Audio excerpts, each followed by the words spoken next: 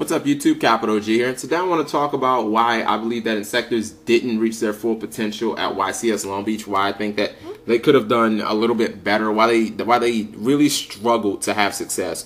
First off, I think the biggest reason is so many players were trapped in the old mindset of having to run tour guides, having to, basically make all your plays off of Dragonfly and Centipede, which the Zencalibur versions still do. They just do it in a more efficient way because it doesn't leave your opponent as much time to counter you and to, try and find outs and stuff like that. Now, I was one of the biggest proponents and critics of Inzektors to begin with because I thought that their win condition was slow, you could see it coming, and we all knew the cards to stop the deck. Now, what the Zexcalibur version does is it basically speeds that up. You add consistency with a lot more draw cards, and it just allows you to catch your opponent slipping, get that one win condition, and it's basically lights out.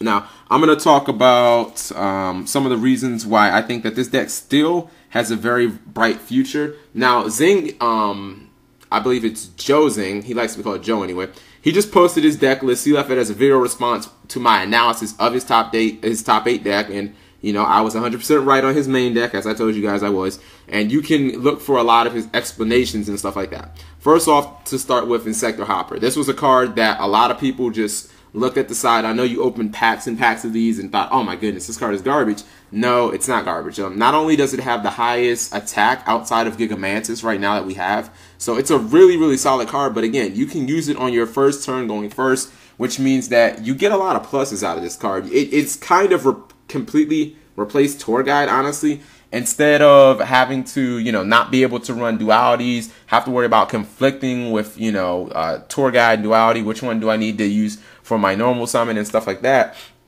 Inzektors Hopper works with Centipede. It works in conjunction with Dragonfly, where if you go turn 1, summon Dragonfly, which in conventional decks you never want to do because you can't do anything. You can equip Hopper, pop Hopper, get a Centipede, equip Hopper again, pop it with Centipede, search for a card. You know what I mean? You actually end up going like +2 on your turn 1. The same thing with Centipede. You can normal summon that Centipede, pop Hopper, get a search. So, and then again, Inzektors Hopper's in your graveyard, ready to roll, ready to be used whenever you need it again. So it's definitely a good card. It speeds the deck up to where slower cards like Tour Guide, where you have to wait for your Sangan to die, are a lot less important. Zexcalibur is starting to look like the MVP of the deck. Again, this is a card that was pushed to the side. It's an ultra rare. This card might go up in price. I think it will, so I would pick these up quickly if you can. Zexcalibur is a card that is just flat out beastly. Again, these combos work turn 1 going first, which is a big reason why this deck is going to basically revolutionize itself, why it's going to, move out of the old conventional mindset and move forward and start using, Zexcalibur, because it's not only more explosive, but I think it's more consistent. Let's say you start off with Dragonfly and Hornet, and you have Zexcalibur. That's the OTK right now. But let's say you're going first. Okay, well, what can you do? You can normal summon that Dragonfly, equip it with Hornet and Zexcalibur, pop them, and guess what? You get 2 searches. Because each time one of those equips is sent to the graveyard, you get the search with Centipede, or you get the summon twice with Dragonfly. So it's like Whirlwind, they stack. Another thing is Zexcalibur helps you fight against Effect Veiler, which is one of the most harmful cards to the entire deck. Before, if you summon Centipede and your opponent used Effect Veiler, well, you were kind of screwed. Now you can equip that Dragonfly, or you can equip that Centipede with Zexcalibur. That's a hard word to say multiple times anyway. You can equip it with Zexcalibur, and you either have an 1800 or a 2400. 2400 being huge because Rabbit can't get over it. You have 18 and 2400 beaters, and guess what? If you attack into a Mirror Force, if your opponent uses Dark Hole or Smashing Ground, this card, even if the monster that is equipped with it leaves at the same time that this does, you get that monster back, even if they go to the graveyard at the same time. And if your opponent doesn't know what it does and they MST it, then those effects will activate. So this card will never, ever, ever be a neg1. That's something that you have to appreciate. An equip card that's not a neg1. I mean, it's like Butterfly Dagger. Tour Guide. Tour Guide is really, really less important right now because, Inzektors, you want to be using your normal summon for an Inzektor monster almost always.